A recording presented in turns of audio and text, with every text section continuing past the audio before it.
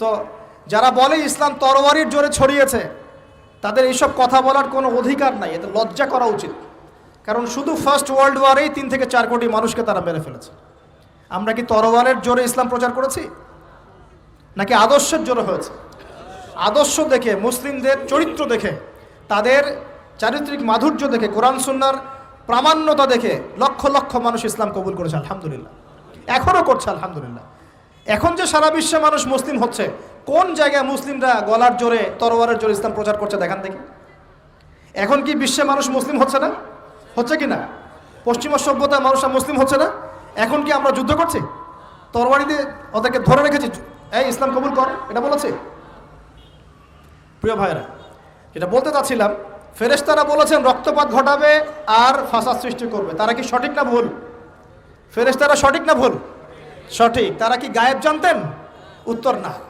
তারা কিসের আলোকে বলেছেন? ওই যে বাসিরা, দূরদর্শিতা। জিন জাতি যা করেছে এরা তো তাই করতে পারে। আল্লাহ পাক কি বলছেন? আল্লাহ পাক বলছেন ইন্নী আ'লামু মা লা তা'লামুন, আমি যা জানি তোমরা তা জানো না। মানে আমার অনেক শুকরগুজার বান্দা থাকবে যারা আমার আনুগত্য করবে, আমার বিরুদ্ধাচরণ করবে না। আমরা ওই বান্দাদের অন্তর্ভুক্ত হতে চাই, আল্লাহ পাক কবুল করুন বলি। এটা বলে রাখি যে জান্নাতের 120টা কাতার হবে। কয় কাতার? 120 কাতার। এর মধ্যে 80টা কাতার হবে উম্মতে মুহাম্মাদের মধ্য থেকে, আলহামদুলিল্লাহ। এবার আল্লাহ পাক আদম আলাইহিস সালামকে সৃষ্টি করলেন নিজ হাতে। সূরা সাদের মধ্যে আল্লাহ পাক বলেছেন খলাকতু বিয়াদাই, আমি নিজ হাতে ওকে সৃষ্টি করেছি। আল্লাহর হাত কেমন সেটা ব্যাখ্যা করার দরকার নাই, এগুলো নিয়ে চিন্তা করতে যাবেন না। আল্লাহ পাকের মতোই, কারোর সাথে সাদৃশ্যপূর্ণ নন। আল্লাহ পাক এবার আদম আলাইহিস সালামকে সৃষ্টি করে নাম শিক্ষা দিলেন। ওয়াল্লামা আদামাল আসমাআ কুল্লাহা, এই মহাবিশ্বের যত জ্ঞান আল্লাহ পাক আদম আলাইহিস সালামকে শিক্ষা দিলেন। বলেন সুবহানাল্লাহ।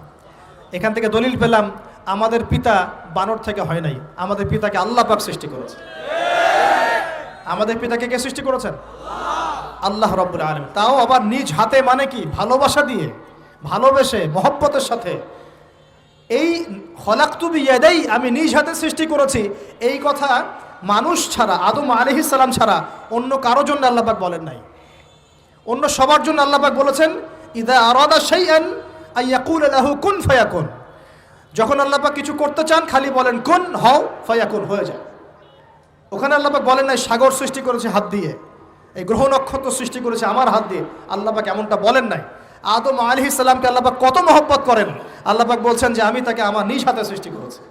আর আজকে তোমরা শেখাচ্ছ মানুষকে, আস্তাগফিরুল্লাহ, যে মানুষ বানর থেকে হয়ে যায়। কত বড় কুফরি, কত বড় শিরক, কত বড় লজ্জা। নিজের সম্মান মানুষ নিজেভাবে নষ্ট করতে পারে, নিজের সম্মান নিজে নষ্ট করতে পারে। আমাদেরকে আল্লাহ সৃষ্টি করেছেন আদম আলাইহিস সালাম থেকে। তারপরে যান, শুধু সৃষ্টি করেন নাই, আল্লাহ পাক সমস্ত নাম শিক্ষা দিয়েছেন। নাম মানে এখানে শুধু নাম, মঙ্গল, নেপচুন, প্লুটো এগুলো না। নাম মানে হচ্ছে জ্ঞান। নাম মানে কি? জ্ঞান। একটা এক্সাম্পল দেই, যখন আপনি বাচ্চাকে বলেন যে A for Apple, A for কি? অ্যাপল যে শিখাচ্ছেন, অ্যাপল বলতে কিন্তু সে শুধুমাত্র একটা ওয়ার্ড শিখে না, ও কিন্তু শিখে অ্যাপল মানে একটা এমন কিছু যেটা খেতে হয়। কি করতে হয়? খেতে হয়। যখন আপনি শেখান এ ফর অ্যান্ট, ও বুঝতে পারে অ্যান্ট হচ্ছে একটা সৃষ্টি, এটা চলাচল করে, কালো কালো দেখতে, ও কিন্তু মাথার মধ্যে ওটা ছবি এঁকে নেয়। তো এটা নাম মানে শুধু নাম না, জ্ঞান। আল্লাহ পাক আদম আলাইহিস সালামকে সমস্ত জ্ঞান শিক্ষা দিলেন। আল্লামাল ইনসান মা লাম ইয়ালাম, আল্লাহ বলছেন আমি মানুষকে সেই জ্ঞান শিক্ষা দিয়েছি যা মানুষ জানতো না। মানে আমরা সৃষ্টিগতভাবে জ্ঞানী ছিলাম না, আল্লাহ পাক জ্ঞান শিক্ষা দিয়েছেন। কোন জ্ঞান শিক্ষা দিয়েছেন? যে জ্ঞান ফেরেশতাদেরও ছিল না। বলেন সুবহানাল্লাহ। আল্লাহ পাক জ্ঞান শিক্ষা দিয়ে ফেরেশতাদের সামনে নিয়ে গিয়ে বলছেন তোমরা এই নামগুলো বলো দেখি। ফেরেশতারা বলছেন লা ইলমা লানা ইল্লা মা আল্লামতানা, আল্লাহ আমাদের তো সেই জ্ঞান নাই, যা আপনি শিখিয়েছেন অতটুকুই জানি, এর বেশি জানি না। এবার আল্লাহ পাক বলছেন ইয়া আদম আম্বিহুম বিআসমাইহিম, আদম তুমি সব নাম বলে দাও দেখি। আদম আলাইহিস সালাম সমস্ত নাম ধর করে সব বলে দিলেন। আমাদের পিতা জ্ঞানী ছিলেন না? ছিলেন না? আল্লাহ পাক নিজে তাকে জ্ঞান শিক্ষা দিয়েছে। আর আমরা বলছি মানুষ আস্তাগফিরুল্লাহ অন্য প্রাণী থেকে আসছে। সুবহানাল্লাহ, কত অদূরদর্শী মানুষেরা, কত সুদূর প্রসারী একটা কুফরি মতবাদ। এবার আল্লাহ পাক আদম আলাইহিস সালামকে বলছেন তুমি নাম বলে দাও, তিনি সব নাম বলে দিলেন। এবার গিয়ে আল্লাহ পাক ফেরেশতাদেরকে বলছেন এবার তোমরা একটা কাজ করো, ইয কুলনা লিল মালাইকাতি ইসজুদু লিআদম, তখন আল্লাহ পাক বলছেন যে আমি ফেরেশতাদেরকে বললাম তোমরা সবাই এখন আদমকে সিজদা করো। বলেন সুবহানাল্লাহ। কত সম্মান আমাদের পিতার। মহাবিশ্বে ফেরেশতাদের সামনে আল্লাহ পাক তাকে সিজদা করালেন ফেরেশতাদেরকে দিয়ে। ফাসাজাদু, সবাই সিজদা করলো, ইল্লা ইবলিস। কে সিজদা করলো না? ইবলিস। এখানে একটা বিষয় মনে রাখেন, আমাদের পিতাকে কিসের কারণে সম্মানিত করা হয়েছে? শারীরিক গঠন, চেহারার সৌন্দর্য, টাকা পয়সা, রিজিক, কোনটার কারণে? এইটাই মনে রাখবেন। মুসলিম উম্মাহ যদি আজকে সারা বিশ্বের নেতৃত্ব দিতে চায়, সবাইকে জ্ঞানী হতে হবে, জ্ঞানের বিপ্লব ঘটাতে হবে। বলেন সুবহানাল্লাহ, বলেন আমিন। এই জ্ঞানের বিপ্লব ঘটাতে পারলে ইনশাআল্লাহ মুসলিম উম্মাহ আবার সেই জায়গায় যাবে যেখান থেকে আমরা এসেছি। জ্ঞান ছাড়া আমরা কিচ্ছু করতে পারবো না। আর এই জ্ঞান মানে শুধু একমুখী শিক্ষা নয়, জেনারেল শিক্ষা, ইসলামিক শিক্ষা, এই দুটাকে হারমোনিয়াসলি কম্বাইন্ড করতে হবে, করে এমন জ্ঞান অর্জন করতে হবে যেই জ্ঞান দিয়ে বিশ্বকে আমরা চ্যালেঞ্জ করতে পারি। এটাই এই বিশ্বের সবচেয়ে বড় চ্যালেঞ্জ এখন, মুসলিমদের সবচেয়ে বড় চ্যালেঞ্জ এখন এটাই, ইসলামিক শিক্ষা এবং জেনারেল শিক্ষাকে একত্রিত করে এমন প্রজন্ম তৈরি করা যে প্রজন্ম আগামী দিনে উম্মাকে নেতৃত্ব দেবে ইনশাআল্লাহ। এই একটা কাজ যদি কেউ করে যেতে পারে, আল্লাহ পাক তৌফিক দেখ, আমরা দোয়া করি আল্লাহ পাক এমন নেতা আমাদের উপরে নিয়ে আসুক যারা এরকম প্রজেক্ট লঞ্চ করতে পারে। বলেন আমিন। দোয়া করতে কোনো সমস্যা? অথবা যদি কেউ হাল না ধরে, আল্লাহ পাক যেন এমন কিছু মানুষ তৈরি করে দেন যারা এই জ্ঞানতাত্ত্বিক বিপ্লব নিয়ে কাজ করবে ইনশাআল্লাহ। এটা সবচেয়ে ইম্পর্টেন্ট কাজ এখন, না হলে আজকে থেকে 20-30 বছর পরে এই প্রজন্মকে আপনি আর খুঁজে পাবেন না। দেখবেন এমন প্রজন্ম চলে আসছে যারা বলবে আল্লাহর সাথে আমাদের কোনো সম্পর্ক নাই, নামাজ পড়বে না, রোজা রাখবে না, যাকাত দিবে না, আল্লাহকে চিনবে না। দেখে নিয়েন, আমরা দোয়া করি এমনটা না হোক, কিন্তু যদি আমরা হাল ছেড়ে দিই এখন, এমনটাই হবে সামনে। এটা খিদিরের দৃষ্টিভঙ্গি দিয়ে আপনাদেরকে বললাম, জ্ঞানতাত্ত্বিক রেভলিউশন দরকার। যদি কেউ কোনো উদ্যোগ না গ্রহণ করে, অ্যাটলিস্ট বাসায় পারিবারিকভাবে হলেও আপনাকে শেখাতে হবে সন্তানকে, কোনো অপশন নাই। এবার ফাসাজাদু, সবাই সিজদা করেছে, ইল্লা ইবলিস, ইবলিস করে নাই। কেন করছে না? ইবলিসের সমস্যাটা কি? ইবলিসকে আল্লাহ পাক জিজ্ঞাসা করছেন, আল্লাহ পাক জিজ্ঞাসা করছেন, মা মানাআকা আল্লা তাসজুদা ইযা আমারতুক, আমি তোমাকে আদেশ করলাম আদমকে সিজদা করতে, কে তোমাকে নিষেধ করলো সিজদা করতে? ইবলিস বলছে, বেশি চালাক, বেশি বোঝে যারা, অতিরিক্ত বুদ্ধিজীবী। ইবলিস ছিল বেশি বুদ্ধিজীবী। ইবলিস ছিল কি? অতিরিক্ত মাত্রার বুদ্ধিজীবী। আছে না আমাদের সমাজে এরকম কিছু মানুষ? ও বলছে, খালাকতানি মিন নার, আমাকে সৃষ্টি করেছেন আগুন দিয়ে, আগুন তো সুপিরিয়র মাটির চাইতে। ও খালাকতাহু মিন তিন, আর আপনি এই আদমকে সৃষ্টি করেছেন মাটি থেকে, কাদা মাটি দিয়ে, আমি কেন আদমকে সিজদা করতে যাব? যুক্তি, অতি যুক্তিবাদী, অতি বুদ্ধি। আল্লাহ পাক বলছেন, ফাখরুজ মিনহা ফাইন্নাকা রাজিম, এখান থেকে বের হয়ে যাও, তুমি অভিশপ্ত। ফাইন্না আলাইকা লা'নাতা ইলা ইয়াউমিদ্দিন, আমার আদেশ লঙ্ঘন করার কারণে কিয়ামত পর্যন্ত তোমার উপর লানত, অভিশাপ বর্ষিত। আল্লাহ পাক তাড়িয়ে দিলেন, একদম থ্রোন অ্যাওয়ে। আমরা বলি না আউযু বিল্লাহি মিনাশ শাইতানির রাজিম, রাজিম শব্দের মানে হচ্ছে বিতাড়িত, থ্রোন অ্যাওয়ে, কার্সড, যাকে অভিশাপ করা হয়েছে। এবার ভালো করে শোনেন প্রিয় ভাইরা, ইবলিসের এই স্টেটমেন্টগুলো শোনেন। এবার ইবলিস বলছে, রব্বি আনজিরনি ইলা ইয়াউমি ইউবআসুন, এই স্টেটমেন্টটা ভালো করে শোনেন। ইবলিস বলছে রব্বি, হে আমার রব। ইবলিস বলছে রব্বি, হে আমার রব। ইবলিস বলছে রব্বি, হে আমার রব, আমাকে অবকাশ দিন, আনজিরনি, আমাকে অবকাশ দিন, ইলা ইয়াউমি ইউবআসুন, কিয়ামত দিবস পর্যন্ত। ইবলিস আল্লাহকে বিশ্বাস করে কি করে না? ইবলিস আস্তিক না নাস্তিক? বলেন। ইবলিস বলছে রব্বি, রব্বি মানে কি? হে আমার রব। রব্বি মানে রব না, রব্বি মানে আমার রব। রব্বুন মানে রব, রব্বুহু তার রব, রব্বুহুম তাদের রব, রব্বুকা মানে তোমার রব, রব্বুকুম মানে তোমাদের রব, রব্বি মানে কি? আমার রব, রব্বুনা আমাদের রব। এটা গ্রামার, বুঝতে পারছেন? ইবলিস বলছে রব্বি মানে কি?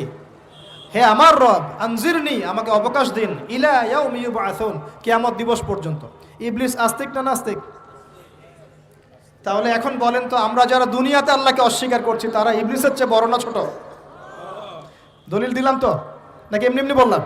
আচ্ছা, আল্লাহ পাক বলছেন যাও, ফাইন্নাকা মিনাল মুনজারিন, তোমাকে অবকাশ দেয়া হলো, কারণ কিয়ামত পর্যন্ত সময় আল্লাহর কাছে খুব বেশি কিছু না, এক দিনেরও কম, অল্প সময়, একটা সকাল একটা সন্ধ্যার মতো। ঠিক আছে, দিলাম, যাও। এবার ইবলিস চ্যালেঞ্জ করছে। এই চ্যালেঞ্জটা আমাদের সবাইকে মনে রাখতে হবে, সারা জীবন ইবলিসের এই স্টেটমেন্টটা মনে রাখতে হবে। সেটা কি?